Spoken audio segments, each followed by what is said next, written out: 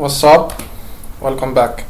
In a previous video I talked about tunneling after preparing my VNC server, and the command allows you to do the tunneling without the need to keep it running because it's run and then done, not like the command that I used to show you. So this is an alternative way to do the tunneling, and I made the mistake. That's why I wasn't able to run it.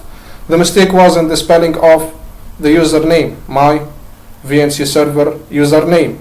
And I made the mistake also in that video. I said that the command that I used to run, which is SSH username, in my case is techni at IP address, in my case is like this, and the port in case you changed your port, and then uppercase L, and then the port for the client like this, and then like this. This command, I said that you run it on the server, and I'm wrong. You run it on the client. This was a way to do the tunneling. There is a second way, which is by running this command SSH dash uppercase L, then the port 5901, and then colon, and then the localhost or the client loop back address, and then colon, and then 5901 another port. I guess you can change as the first one if I'm not mistaken, and then dash uppercase N dash F lowercase dash L lowercase, and then the username, and then space, and then the IP address. The other ones there are spaces, as you can see, and then the IP address, and then dash P for the port if you changed your default SSH port. This command in the previous video did not want to work because I ran it wrongly. As you can see here, H is supposed to be after C, but for me, as you can see, I ran it wrong. So let's try to run it again.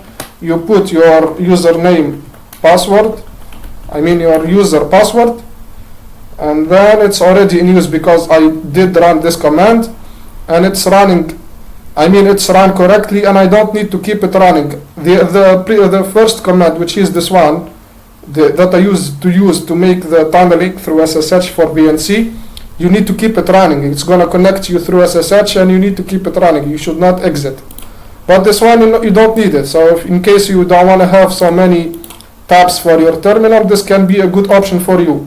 Now, if you want to connect to your VNC server, you go to your client and you run this command, or you put this in IP address, which is the loop back, and then the port, colon, and the port. You put VNC. Let's try to run it like this, VNC viewer, and then I believe it's the same, and then 5901 this, and yeah, it's correct.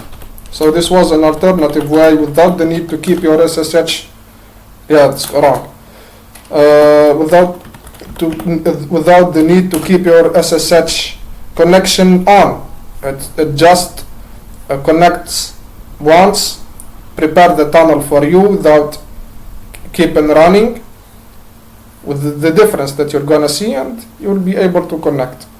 Okay, consider watching the videos that I'm gonna put for you, that you're seeing on the screen, and consider please subscribing. It's gonna be a favor for me. Commenting if you face any error or any suggestion you have or anything. I read your comments and I appreciate them. I try to answer them as much as I can, and each one of you deserves a lot of appreciation for everything you're doing, like commenting, subscribing, liking, and sharing. I appreciate it a lot. And that's it. Cheers.